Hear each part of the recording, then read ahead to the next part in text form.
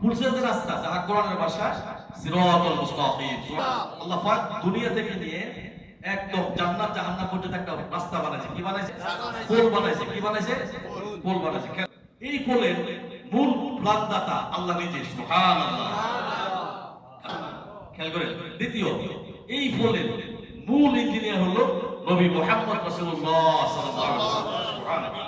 এখন আসেন, এই পোলের লেবার হচ্ছে সাহাবী, তাবিঈন, আজমাইন, মুহাদ্দিসিন, সিদ্দিকীন, শুহাদা, সলিহিন, নবী রাসূল তাআলা সব হচ্ছে এদের লেবার, সুবহানাল্লাহ। এই পোলের মূল ম্যাটেরিয়ালস হচ্ছে, মূল মেডিসিন হচ্ছে, মূল মাল মশলা হচ্ছে আল কোরআন, সুবহানাল্লাহ।